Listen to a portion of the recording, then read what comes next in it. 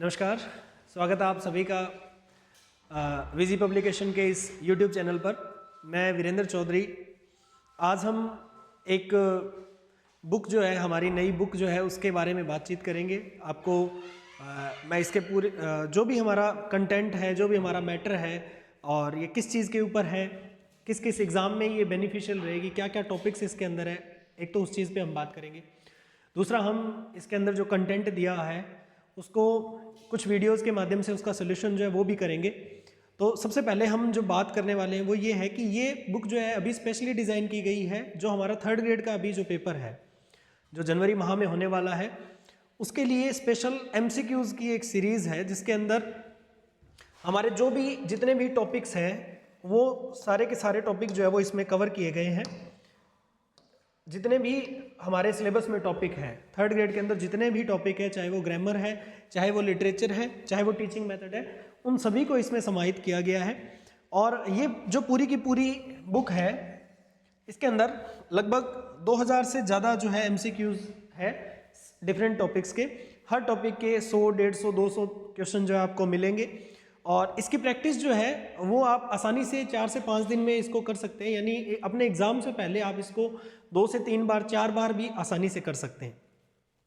दूसरी खास बात यह है कि ये बुक जो है वो न केवल 3rd ग्रेड के लिए है, बल्कि जो भी हमारी टीचिंग एग्जाम है, चाहे वो 2nd ग्रेड 2nd है, चाहे वो 1st ग्रेड है, जहाँ भी हमारी ग्रामर लगती है, देखिए पार्ट्स ऑफ स्पीच है, टेंसेज है, वॉइस, नरेशन, जितने भी हमारे कंडीशनल सेंटेंसेस वगैरह, ईडियम्स, फ्रेजल वर्ब्स, एंटोनियम, सिनोनियम, है ना, क्लोज एनालिसिस, ये क्योंकि अभी ये सारे टॉपिक जो है, close analysis, phrase analysis, SVOCA, ये भी अब 1st ग्रेड और 2nd ग्रेड उनमें भी लगते हैं।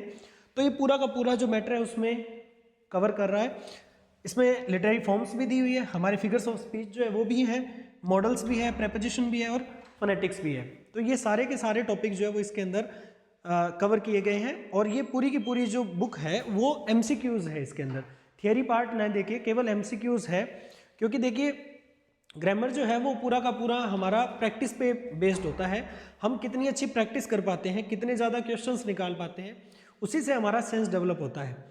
जितने भी टॉपिक है उनके अंदर मान लीजिए अगर हम टेंस को उठाते हैं तो जितने टेंस के सवाल बन सकते हैं किसी भी एग्जाम में, जितने भी मेजर जो एस्पेक्ट्स हैं टेंस को लेके, वो सारे उन सभी के ऊपर इसमें क्वेश्चंस डाले गए हैं।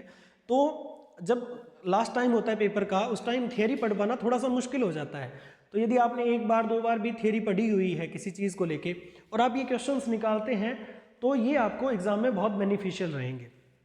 आज जो है देखिए, ये आगे टीचिंग मेथड्स जो है ये 3rd ग्रेड और 2nd ग्रेड के लिए, 1st ग्रेड में तो खैर नहीं आते हैं, लेकिन ऊपर का जो पूरा पोर्शन है ना, ऑलमोस्ट 240 में पेजेस है, जिसके अंदर ऊपर वाले जो 175 के आसपास जो पेजेस है वो केवल और केवल ग्रामर और हमारा जो लिटरेरी टर्म्स, फॉर्म्स वगैरह है, फिगर्स ऑफ स्पीच जो है उनको लेके है। तो आज जो है हम बात करने वाले हैं एक टॉपिक को लेके। ये वीडियो जो है वो 3rd ग्रेड, 2nd ग्रेड और 1st ग्रेड जो भी हमारे टीचिंग एग्जाम है, न केवल ये, या अगर हम सेंट्रल लेवल पे भी जहाँ अगर कोई एग्जाम देने जाते हैं जहाँ पे इस तरीके के सवाल पूछे जाते हैं हमारे जो लिटरेरी फॉर्म्स जो है उनसे रिलेटेड, तो वहाँ ये वीडियो जो है वो बहुत काम आने वाली है आपको। न केवल मैं आपको अभी क्वेश्चंस दिखाने वाला हूँ, बल्कि उनके साथ साथ थोड़ी बहुत जो थियरी जो है इससे रिलेटेड वो उस पर भी हम बात करेंगे। तो आज हम अपने पहले क्वेश्चन से शुरू करते हैं। पहला क्वेश्चन है कि who is not associated with dramatic monologue. पहले तो हमें ये पता होना चाहिए कि ड्रामेटिक मोनोलॉग क्या था, क्या होता है, ये पता होना चाहिए। उसके बाद में ये हमें डिफरेंट राइटर्स दिए गए हैं, T.S. Elliot, Robert browning, P.B. शेले और मैथ्यू आर्नोल्ड, है ना। ड्रामेटिक मोनोलॉग क्या था? देखिए, मोनोलॉग जो है, मोनो का मतलब होता है सिंगल, मोनो का मतलब क्या होता है? सिंगल, है ना। और लोगवा जो वर्ड होता है या लोगस जो वर्ड होता है, लोकस जो वर्ड है, लोगवा का मीनिंग होता है बोलना। जब एक सिंगल स्पीकर कुछ बोलता है वो ड्रामेटिक मोनोलॉग कहलाता है। अच्छा, किस तरीके से कहलाता है? मोनोलॉग जो है उसके अंदर 1-2 टाइप होते हैं। इंटीरियर मोनोलॉग भी आता है, सललकी भी आती है, असाइड भी आता है। ये ड्रामेटिक मोनोलॉग जो है वो ज़्यादा किस में यूज होता है? ज़्यादा पोइट्री में यूज होता है, ज़्यादा पोइट्री में यूज होता है। ऐसा नहीं है कि केवल पोइट्री में यूज होता है, ज़्यादातर पोइट्री के अंदर यूज होता है। किस एरा के अंदर सबसे ज़्यादा पॉपुलर हुआ था? तो विक्टोरियन जो हमारा एरा था, विक्टोरियन एरा के अंदर ये ड्रामेटिक मोनोलॉग जो है उसको बहुत ज़्यादा यूज़ किया गया था। और इसके अगर हम पायनियर की बात की जाए कि कौन थे जिन्होंने सबसे ज़्यादा इसको यूज़ किया या जिनकी वजह से ये जाना गया, तो वो थे हमारे रॉबर्ट ब्राउनिंग। रॉबर्ट ब्राउनिंग जो है वो ड्रामेटिक मोनोलॉग के लिए बहुत ज़्यादा जाने जाते थे। कौन सी एरा जानी जाती थी, तो विक्टोरियन एरा जो है उसके अंदर इसको बहुत ज़्यादा जो है वो यूज़ किया गया था। टी.एस. इलियट जो है उन्होंने, देखिए हम कहाँ, मैंने अभी एक जो चीज़ बताई, यदि हमें ये बात भी बताई कि विक्टोरियन एरा में ये ज़्यादा फेमस हुआ, तो हम कई बार ऑप्शन जो है उनको वैसे भी एलिमिनेट कर सकते हैं। देखिए कैसे, टी.एस. इलियट जो है वो मॉडर्न एज में थे, इन्होंने ड्रामेटिक मोनोलॉग लिखे थे। रॉबर्ट ब्राउनिंग तो इसके पाइनियर ही थे, सबसे ज़्यादा जिन्होंने लिखा है ना। Andrea del Sarto, my last ride या जो माई लास्ट डचेस वगैरह है, ये सारी जो है रॉबर्ट ब्राउनिंग के ड्रामेटिक मोनोलॉग थे। और मैथ्यू आर्नोल्ड भी इसी टाइम के थे, तो इन्होंने भी बहुत ज़्यादा ड्रामेटिक मोनोलॉग लिखे थे। पी.बी. शेले जो है, पर्सी बी.सी. शेले, ये किस एज से बिलोंग करते हैं, तो ये रोमांटिक एज से बिलोंग करते हैं। किस एज से? रोमांटिक एज से। और रोमांटिक एज के अंदर जो है वो नेचर के ऊपर लिरिक पोएम जो है वो ज़्यादा लिखी जा रही थी। ये भी हमारे टॉपिक आता है। रोमांटिक एरा जो है हमें पता होना चाहिए। रोमांटिक एरा जो है वो 1798 से लेके और 1832 या 1837 दोनों ही माने जाते हैं, यहाँ तक होता है। हमें ज़्यादा यही मानना है 1837, क्योंकि इस टाइम से कौन सा एरा शुरू हो जाता है? विक्टोरियन। 1837 से लेके 1901 तक कौन सा एरा था? इंग्लिश के अंदर विक्टोरियन एरा था। 1901 के अंदर क्वीन विक्टोरिया की डेथ होती है और उसके बाद में मॉडर्न एरा शुरू हो जाता है। मॉडर्न एरा जो है वो 1945 तक चलता है, वर्ल्ड वॉर सेकेंड तक। और 1945 के बाद का जो एरा है उसको पोस्ट मॉडर्निज्म जो है इंग्लिश में कहा जाता है।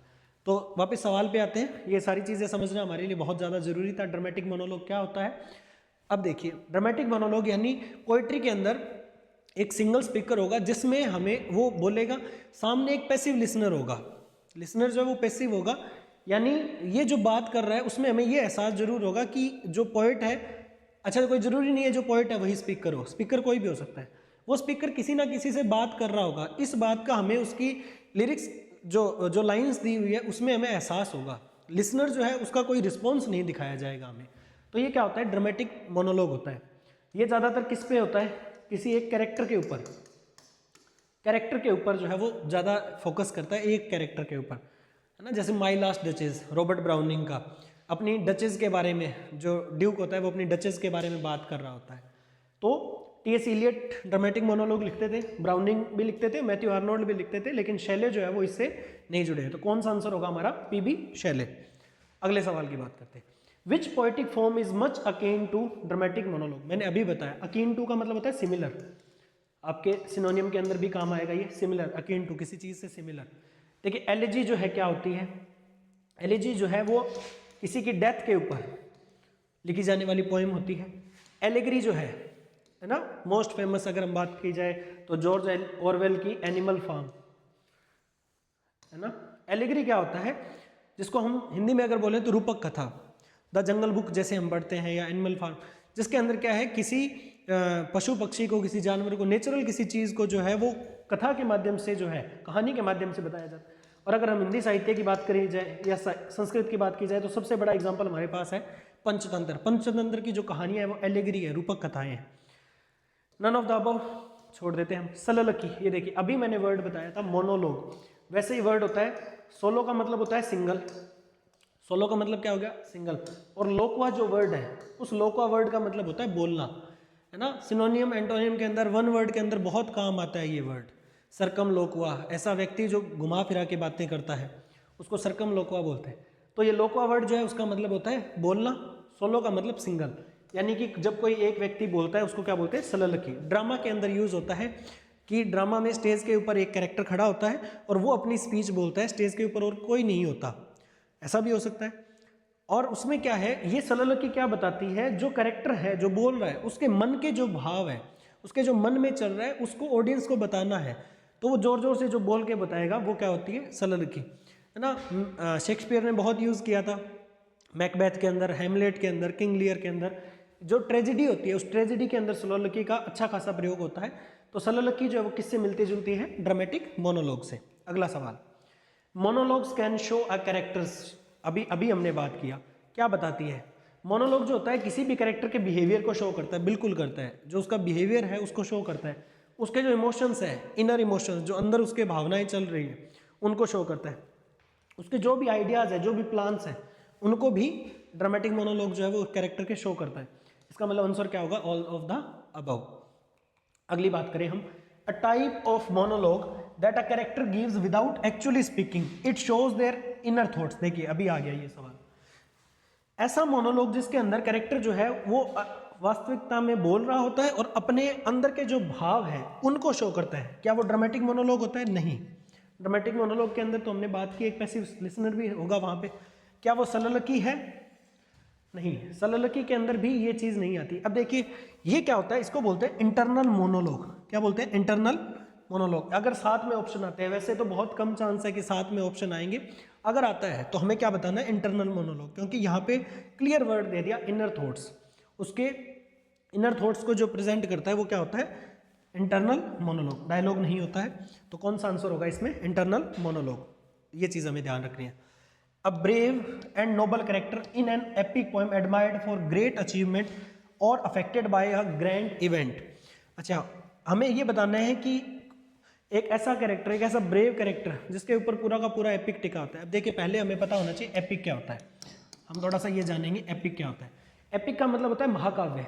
जैसे हम हमारे यहाँ बात करें तो महाभारत है, जैसे रामायण है, ये क्या थे? एपिक थे।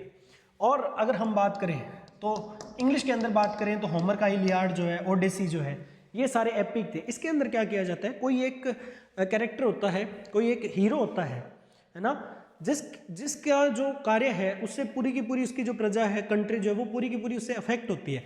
जैसे हम महाभारत में देखें, जैसे हम रामायण में देखें, तो रामायण में जो ऐसा कैरेक्टर है वो कौन थे? भगवान श्री राम थे। महाभारत में अगर बात की जाए तो पांडव कौरव, है ना। पांडवों में अगर बात की जाए तो अर्जुन, और इनसे भी ऊपर अगर बात की जाए तो श्री कृष्ण। तो ये सारी चीजें एपिक के अंदर बताई जाती है।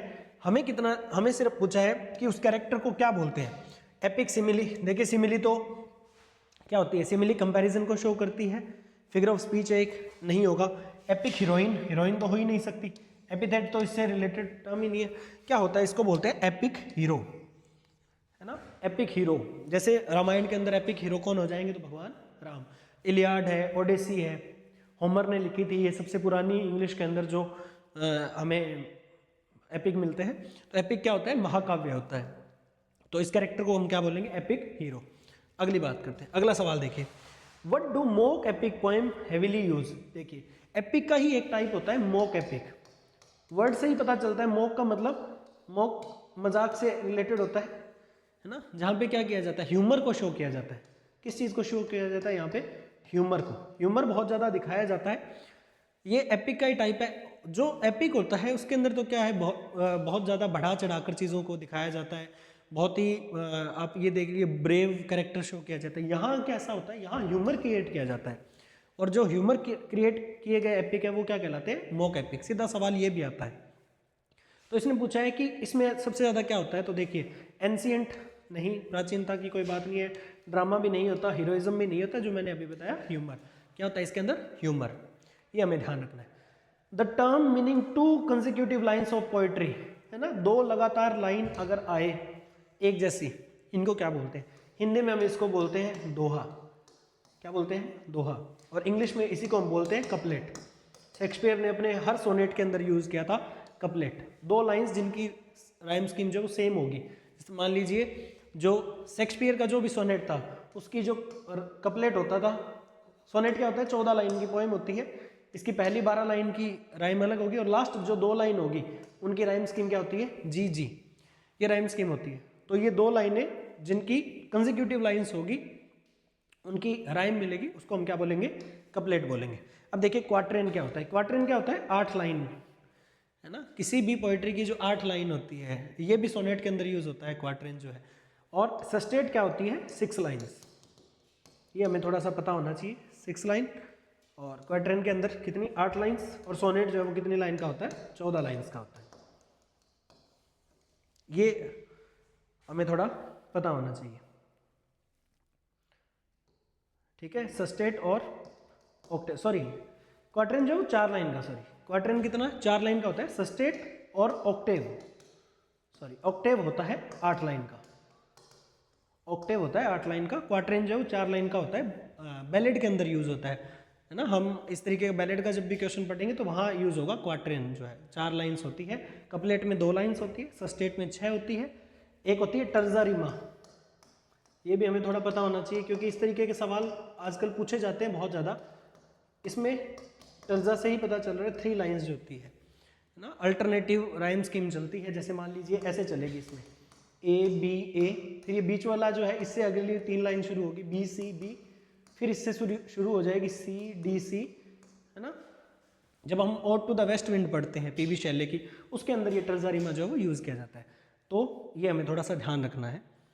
अगली बात करते हैं, this poem form is made up of an octave and sestet, जो अभी हमने बात की थी 8 + 6 लाइन, है ना। अगर हमें सिर्फ इतना ही पता हो, ऑक्टेव में कितनी लाइन होती है 8, सस्टेट में कितनी होती है 6, टोटल मिलके कितनी लाइन हो गई 14 लाइन्स।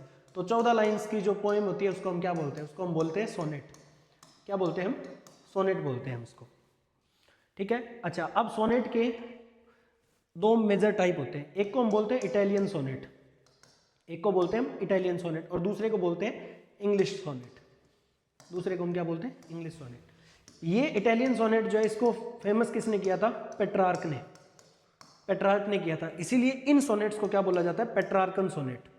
कौन से सोनेट, पेट्रार्कन सोनेट।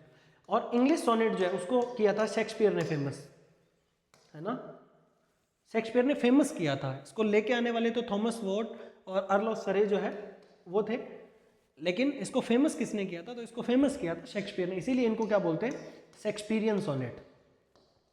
ये हमें थोड़ा सा ध्यान रखना है। ये जो पेट्रार्कन सोनेट होते हैं इन्हीं के अंदर मिल्टन ने लिखा था, तो इनको बोलते हैं मिल्टोनिक सोनेट भी, इनको क्या बोलते हैं, मिल्टोनिक सोनेट। और एक और होता है उसको बोलते हैं, एडमंड स्पेंसर ने लिखे थे स्पेंसेरियन सोनेट। कौन से, स्पेंसेरियन, है ना। और एक जीबी शॉ ने एक मात्र सोनेट लिखा था 10.5 लाइन का। कितनी लाइन का, 10.5 लाइन का, 10.5 लाइन, है ना, 10 लाइन और आधी लाइन। इसको बोलते हैं हम कर्टेल सोनेट। कौन सा सोनेट, कर्टेल सोनेट। ये कुछ बातें हैं, बेसिक चीज़ें हैं जो हमें पता होनी चाहिए। एग्जाम में सवाल ऐसे पूछे ही जाते हैं, आजकल बहुत ज़्यादा पूछे जाते हैं, इसीलिए हमें पता होना चाहिए। हमें ये नहीं सोच लेना कि जी एग्ज़ाम जो है वो 3rd ग्रेड का है या 2nd ग्रेड का, कौन से ग्रेड का, ग्रेड का यहाँ कोई फ़र्क नहीं पड़ेगा। हमारे पास अगर इस तरीके का सवाल आता है तो हमें जो है वो उसके अंदर हमेशा ही ध्यान रखना है कि थियोरी जो है वो हमारी थोड़ी क्लियर होनी चाहिए। तो ये जो इटालियन सोनेट होता है या जो पेट्रार्कन सोनेट होता है उसके अंदर पहली 8 लाइन होती है ना, यहाँ प्रॉब्लम शो की जाती है, कोई भी प्रॉब्लम, और फिर अगली जो 6 लाइन होती है इसमें इसी प्रॉब्लम का सोल्यूशन बताया जाता है, ठीक है। और ये 14 लाइन होती है टोटल, और इनको क्या बोलते हैं, पेट्रार्कन सोनेट। ये 8 और 6 लाइन जो है, यहाँ प्रॉब्लम और यहाँ सोल्यूशन, इसके बीच में जहाँ ये टर्न होता है ना, प्रॉब्लम से सोल्यूशन की तरफ, यानी 9वीं लाइन, इसको क्या बोलते हैं, इसको बोलते हैं वोल्टा। पूछा गया क्वेश्चन है कि वोल्टा क्या होता है, ये जो टर्न होता है इसको बोलते हैं वोल्टा। ध्यान रखनी है ये बात। शेक्सपियरियन सोनेट में भी 14 लाइन होती है, पहले तो 12 लाइन प्लस में 2 लाइन, 12 + 2, ये 2 लाइन क्या होती है, कपलेट होती है, और यहीं इसका सोल्यूशन मिलता है। तो अगर सीधा सवाल आ जाए कि शेक्सपियरियन सोनेट के अंदर वोल्टा कहाँ पे होता है, तो इसके कपलेट में होता है, ये हमें थोड़ा ध्यान रखना है। और इनके बारे में तो नॉर्मल बस इतनी चीज़ें पता होनी चाहिए, राइम स्कीम हमें थोड़ी पता होनी चाहिए इनकी, ठीक है। AB CD CD EF और GG, है ना। तो ये जो GG है ये क्या है, कपलेट है शेक्सपियरियन सोनेट का। अब देखिए हम वापस यहाँ सवाल पे आते हैं, इतनी बातें समझने के बाद कि this poem form is made up of an octave and sestet. Octave और सस्टेट किस में आता है, तो सिर्फ और सिर्फ किस में आता है, पेट्रार्कन सोनेट में आता है, ठीक है। फ्री वर्स जिसके अंदर यहाँ राइम स्कीम होती नहीं है, फ्री वर्स। मॉडर्न पोइट्री के अंदर फ्री वर्स में बहुत ज़्यादा वर्क्स लिखे गए, निजी मिजिकेल है, कमला दास है, इन्होंने जो लिखे थे। पोइट्री नहीं होती है। शेक्सपियरियन सोनेट के अंदर देखिए सोनेट दोनों ही है, यहाँ क्या होती है 8 + 6 और यहाँ होती है 12 + 2 लाइन, तो ये क्या होगा, पेट्रार्कन सोनेट होगा, इतना हमें ध्यान रखना है। एक क्लासिकल ओड इज, है ना। अब देखिए ओड क्या होती है, ओड जो है, ओड का मतलब होता है एड्रेस करना, किसी को भी एड्रेस करने के लिए लिखी जाने वाली जो पोइट्री है वो क्या कहलाती है, ओड कहलाती है। ओड जो है वो 3 तरीके की थी, हमें थोड़ा ये भी पता होना चाहिए। सबसे पहले पिंडार ने इसको शुरू किया था, इसलिए उनको बोलते हैं पिंडारिक ओड। या इनको बोलते हैं रेगुलर ओड भी। फिर अगली जो आई है ना, काउले ने इनको शुरू किया, जिनको बोलते हैं काउलियन ओड या फिर इर्रेगुलर ओड, इर्रेगुलर ओड, है ना ये। और फिर उसके बाद में आई थी होरेशियन ओड, होरेशियन ओड। ये 3 टाइप होते हैं। तो एक तो हमें ये पता होना चाहिए कि ओड क्या होती है, किसी को एड्रेस करने के लिए होती है। ये जो पिंडारिक ओड थी, यही कैसी ओड थी, क्लासिकल, जो शुरू में आई थी वो कौन सी ओड थी, क्लासिकल ओड। इनके अंदर जो बोल्डनेस को, पैशन को, इन सब चीज़ों को शो किया जाता था। इसकी एक खास बात ध्यान रखनी है कि ये डांस एक रिदम के अंदर होता था और इसमें 3 पार्ट होते थे, ये पूछा जाता है। और ये तीनों अभी अभी आगे एक हम क्वेश्चन भी इस पे करेंगे। इसमें क्या होता है कि एक तो होता है स्ट्रोफ, स्ट्रोफ, एक होता है एंटी स्ट्रोफ, एंटी स्ट्रोफ, और एक को बोलते हैं इपोड। डांस करते हुए जब पोएम जो ये होती है, जब ये लेफ्ट साइड में जाते हैं डांस करते हुए स्टेज के ऊपर, किस साइड में, लेफ्ट में, तो उस पोजीशन को बोलते हैं स्ट्रोफ। ट्राइड होता है ये, ट्राइड, ट्राइड का मतलब 3 हो गए ना, 3-3 लाइन के। एक बार लेफ्ट की तरफ जाएंगे उसको बोलेंगे स्ट्रोफ, फिर जाएंगे राइट की तरफ, राइट की तरफ जाएंगे तो उसको बोलेंगे एंटी स्ट्रोफ, और जब ये स्टिल खड़े रहेंगे, स्टिल खड़े रहेंगे, उसको बोलेंगे हम इपोड। तो ये एक चीज़ हमें पता होनी चाहिए। अब इसमें और इसमें ज़्यादा कोई डिफरेंस नहीं है, इसमें सारी चीज़ें थी जो पिंडार ने लिखा वही यहाँ पे कावले ने 1656 के अंदर कॉपी कर दिया, अब्राहम कावले ने। लेकिन हुआ क्या कि इसने ये जो पैटर्न था स्ट्रोफ, एंटी स्ट्रोफ और इपोड वाला, ये फॉलो नहीं किया, इसीलिए इसको इरेगुलर ओड बोलते हैं।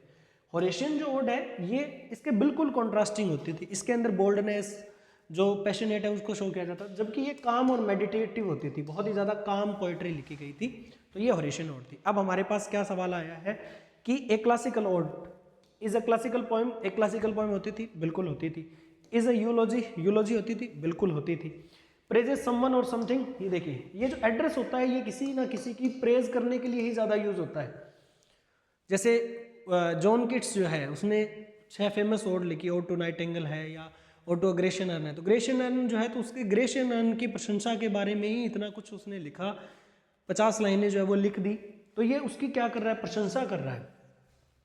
तो किसी भी प्रशंसा करने के लिए, किसी वॉरियर की प्रशंसा करने के लिए भी लिखी जाती थी, किसी बड़ी शहर की कोई सिटी जो है उसकी प्रशंसा करने के लिए भी ओड लिखी जाती थी। तो ये सारे फीचर जो है किस में होते हैं, क्लासिकल ओड में होते हैं। अगली बात करते हैं, who is the father of elegiac poetry in England. बहुत ही अच्छा सवाल है। एलिजी क्या होती है? एलिजी का मतलब होता है एक ऐसी पोएम जो किसी की डेथ पे लिखी जाती है, किसी की डेथ पे, यानी कि इसको बोलते हैं मॉर्निंग पोएम, मॉर्न करना, किसी कोई भी व्यक्ति है उसकी मृत्यु के ऊपर। इसके अंदर जो फेमस हुई उनको बोलते हैं हम pastoral elegy, pastoral elegy. Pastoral elegy क्यों बोलते हैं? क्योंकि ये गांव देहात से उन चीज़ों से ज़्यादा जोड़ के लिखी जाती थी और इसमें हमेशा ही शेफर्ड जो है, भेड़िया गडरिया जो है उसको शो किया जाता था, उसी को सबसे ज़्यादा शो किया जाता था। इसीलिए इनको पास्टरल एलिजी बोलते हैं कि किसी गडरिये की मौत हो गई और उसकी प्रशंसा में पहले तो लिखा जाएगा, उसके अलावा जितने भी कोई भी भगवान है, कोई भी ऐसी जो पावर्स है ना, जो हमसे ऊपर है, उनको ब्लेम किया जाता था कि जब ये मर रहा था आपने इसको बचाया नहीं। और उसके बाद में डेथ जो है, जो मृत्यु है, उसको ग्लोरीफाई करके दिखाया जाता है कि अच्छा हुआ ये अगर मर गया तो ये अब अच्छे इस दुनिया की समस्या से जो है ऊपर उठ चुका है। तो इस तरीके से चीज़ें जो दिखाई जाती थी। तो जो सबसे फेमस थी वो थॉमस ग्रे ने लिखी थी, elegy written in a country churchyard. इसीलिए इसको क्या बोला जाता है, father of elegiac poetry in England, Thomas Gray जो है। मिल्टन ने भी लिखी थी, लिसिडस जो है। मैथ्यू आर्नोल्ड हमने बात की थी, ये किससे जुड़े हुए हैं? ये तो जुड़े हुए हैं ड्रामेटिक मोनोलॉग से। और पीबी शैले जो है वो लिरिकल पोएट्री, रोमांटिक एज के अंदर इन्होंने वो चीज़ें लिखी थी। तो यहाँ कौन क्या आंसर हो जाएगा? Thomas Gray. टी ग्रे का मतलब है थॉमस ग्रे। और कौन सी इनकी एलिजी थी? वो elegy written in a country churchyard. अगली बात करते हैं, द फॉर्म ऑफ लिसिडसिस। अभी मैंने बात की थी, जस्ट अभी बोला था। लिसिडस किसने लिखी थी? जॉन मिल्टन ने। जॉन मिल्टन ने लिखी थी। कैसी पोइट्री थी, कैसी एलिजी थी? पास्टरल एलिजी, जो अभी आपको मैंने बात बताई, पास्टरल एलिजी। वही सेम किस चीज़ को यूज़ करते हैं हम इसमें? शेपर्ड को। जो रस्टिक लाइफ होती है, रस्टिक जो ग्रामीण परिवेश है उसको दर्शाया जाता है, नेचर को दर्शाया जाता है। तो कैसी पोइट्री थी ये? एक पास्टरल। किसने लिखी थी? जॉन मिल्टन ने। अगली बात करते हैं, what form did the wandering minstrels give their news in? Wandering minstrels होते हैं, वेंडरिंग का मतलब घूमने, घूमते हुए गाते हुए चीज़ों को बताया जाता था। सिंगिंग के माध्यम से, सिंगिंग के माध्यम से पोइट्री की जाती थी। इन पोइट्री को बोलते थे बैलेड। क्या बोलते थे? बैलेड। कौन सी पोइट्री होती थी? बैलेड्स होते थे ये। बाकी तो ऑप्शन ही इससे मिलते जुलते नहीं है। तो क्या होता है? ये बैलेड होता है। बैलेड में हमें क्या याद रखना है कि दूसरी और चौथी लाइन जो होती है वो राइम करती है। कैसे? इसकी राइम स्कीम ऐसे बनती है, ए बी सी बी। तो जो दूसरी और चौथी लाइन जो है वो हमेशा ही क्या करती है? राइम करती है। इसमें थोड़ा ये ध्यान रखना है हमें। वेंडरिंग मिनिस्ट्रल्स होते हैं इसके अंदर। Who wrote waiting for Godot? अब हम आ गए हैं आगे पोस्ट मॉडर्न एरा में। पोस्ट मॉडर्न जो एरा है उसके अंदर क्या हुआ, क्योंकि 2 वर्ल्ड वॉर हो चुके थे तो एक टर्म जो है वो बहुत ज़्यादा चर्चा में रही, वो थी एग्जिस्टेंशलिज्म, अस्तित्ववाद। एक मिथ ऑफ सिसिफस लिखा गया। सिसिफस एक व्यक्ति था जिसको एक काम दिया गया कि वो एक बड़ा सारा पत्थर जो है उसको लेके एक पहाड़ी पे जाएगा, उस पहाड़ी पे खड़ा होगा, वहाँ से उस पत्थर को नीचे गिराएगा और खुश होगा, ताली बजाएगा, फिर से ऊपर लेके जाएगा, फिर ये काम करेगा। यानी ये बताया गया कि despite of all the problems life goes on. जीवन जो है वो चलता रहेगा, चाहे कितनी समस्याएं आए, हमें जो है उसको स्वीकार करना पड़ेगा। ये जो कंसेप्ट था ये था एग्जिस्टेंशलिज्म का, अस्तित्ववाद का। और इस टाइम जो जितने भी प्लेज लिखे गए उन प्लेज को बोलते हैं, वो जो होते थे वो होते थे थिएटर ऑफ एब्सर्ड। एब्सर्डिटी को शो करते थे, हास्यास्पद, कि जीवन जो है वो बहुत ही हास्यास्पद है। ये सारी चीज़ें जो है वो इस समय दिखाई गई थी। और इस टाइम के 2 बड़े राइटर हुए थे। एक का नाम था Harold Pinter. Harold Pinter, 2nd grade 1st grade हर एक जगह इनको पूछा जाता है। और दूसरा ये जो हमें दिया हुआ है वेटिंग फॉर गोडोट, इसके writer Samuel bucket. Samuel bucket, Samuel bucket ने लिखा था वेटिंग फॉर गोडो। ये मास्टर्स के अंदर लगता है बहुत सारी यूनिवर्सिटीज़ के अंदर। वेटिंग फॉर गोडो जो है वो एक कैसा प्ले है? थिएटर ऑफ एब्सर्ड का प्ले। इसको बोलते हैं कॉमेडी ऑफ मिनांस। ये भी हमें थोड़ा पता होना चाहिए। देखिए चीज़ें जब जुड़ के याद रखते हैं तो ज़्यादा याद रहती है। वैसे तो थोड़ा मुश्किल हो जाता है चीज़ों को, लेकिन जितना हम जोड़ के पढ़ेंगे उतना ही ज़्यादा हमें चीज़ें जो वो याद रहेगी। हारोल्ड पिंटर का नाम मैंने अभी बताया। बर्थडे पार्टी, द रूम, ये इनके प्लेस थे। किस एरा में लिखे गए थे? तो पोस्ट मॉडर्न एरा में, पोस्ट मॉडर्न एरा के अंदर, यानी 1945 के बाद में लिखे गए थे। 1950s 1960 के अंदर ये टर्म जो है वो बहुत ज़्यादा फेमस हुई थी, थिएटर ऑफ एब्सर्ड। अगली बात करते हैं हम, the resolution is in a play is called. कोई भी एक प्ले होता है उसके अंदर कुछ चीज़ें होती हैं जो उसको बताती है कि प्ले जो है वो कैसे चला। सबसे पहले मान लीजिए हम किसी भी प्ले के अंदर हम कैरेक्टर को जो है क्या करते हैं? इंट्रोड्यूस करते हैं।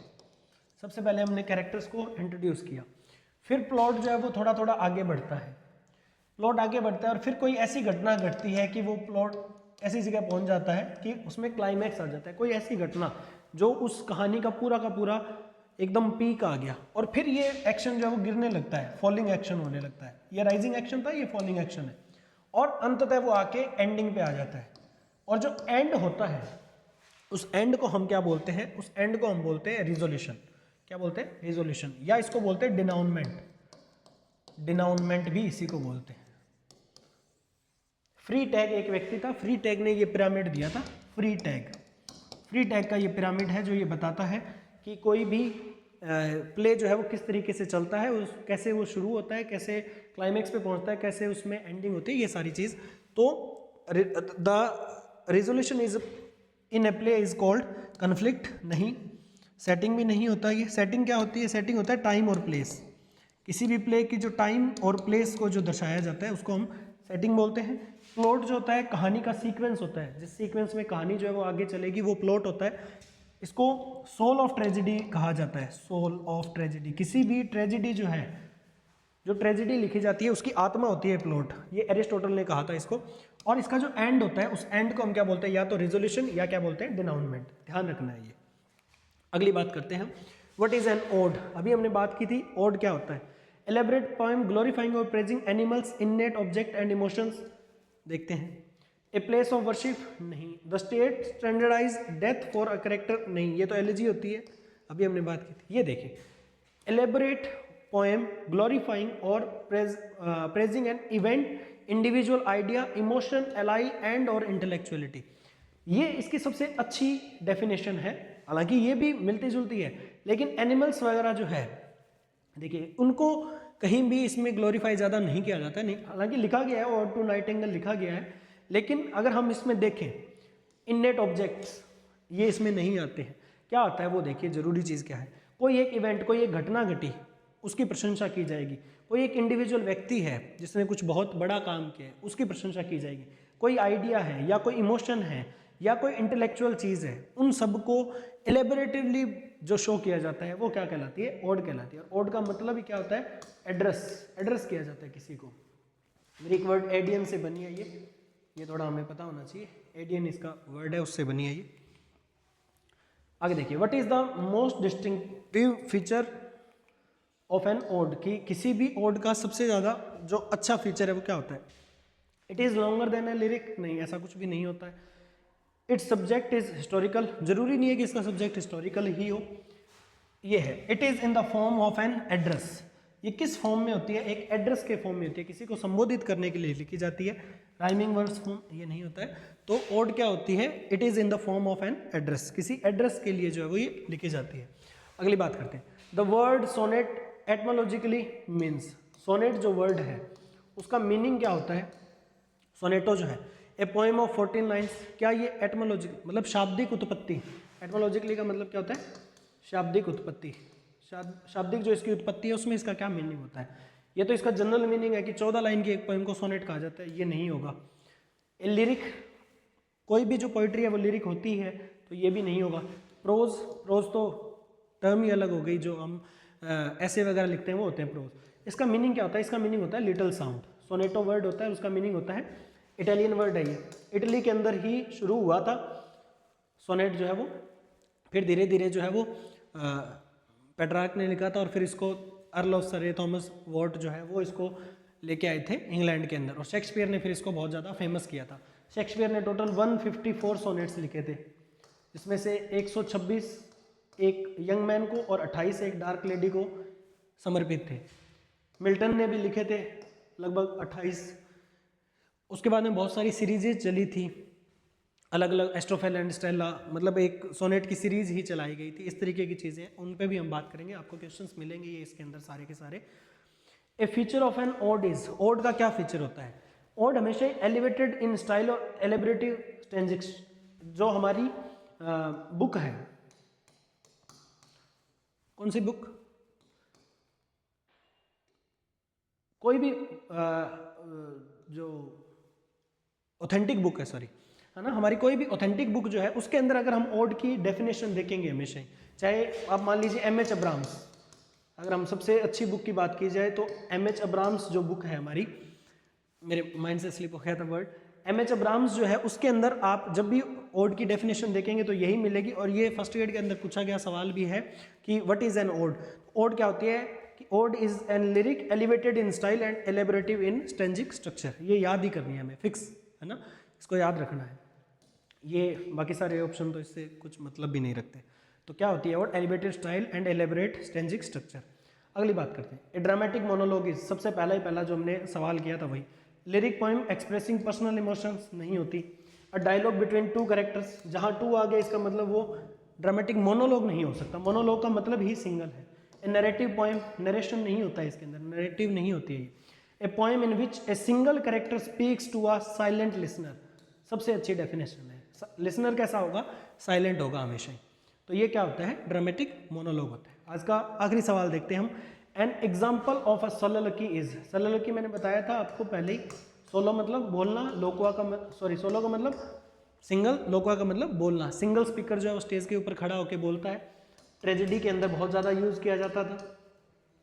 जो हम बात करें अगर शेक्सपियर जो है उन्होंने बहुत ज़्यादा यूज़ किया था अपने जितने भी ट्रेजेडीज थी उनके अंदर।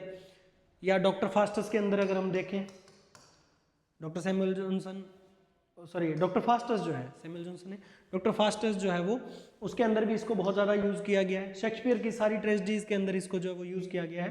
तो ब्राउनिंग्स माई लास्ट डचेस, ये क्या है? ये तो एक ड्रामेटिक मोनोलॉग है, सललकी नहीं है, ये एक ड्रामेटिक मोनोलॉग है। मिल्टन्स पैराडाइज लॉस्ट, ये एपिक है, ये भी नहीं है। Gray's elegy written in a country churchyard, ये एक एलिजी है। देखिए जब हम एक सवाल करेंगे तो हमें 4 आंसर और भी मिलेंगे कि कौन सी चीज़ क्या है। ब्राउनिंग का my last duchess dramatic monologue है एक, मिल्टन का पैराडाइज लॉस्ट तो एक एपिक पोएम है, 12 बुक्स जो लिखी गई। और elegy written in a country churchyard, ये तो वर्ड यहाँ मिल रहा है, तो ये क्या है? एलिजी। हेमलेट शेक्सपियर का बहुत ही फेमस एक वर्क है, एक बहुत फेमस ट्रेजेडी है, और उसकी लाइन है टू बी और नॉट टू बी। ये सललकी है हेमलेट की, जब वो सोच रहा होता है कि अपने चाचा क्लोडियस को मारे या नहीं, उस टाइम ये लाइन जो है वो यूज़ करता है, टू बी और नॉट टू बी। तो ये क्या है? एक सललकी है।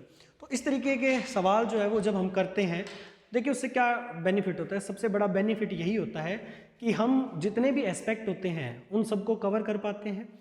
एक सवाल जब हम करते हैं तो हमारे 2-3 और जो अच्छे कंसेप्ट होते हैं वो भी क्लियर होते हैं।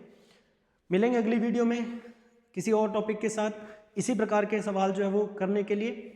और ये सारे के सारे सवाल जो है आपको बुक के अंदर एज इट इज़ मिलेंगे। ये बुक से अंदर ही वहीं से बनाए हुए क्वेश्चन है। जब आप इन क्वेश्चंस को करेंगे तो आपका सेंस जो है वो बहुत अच्छा डेवलप होगा, और एग्जाम में जो है वो आप अपने क्वेश्चन जो है उनको ठीक कर पाएंगे।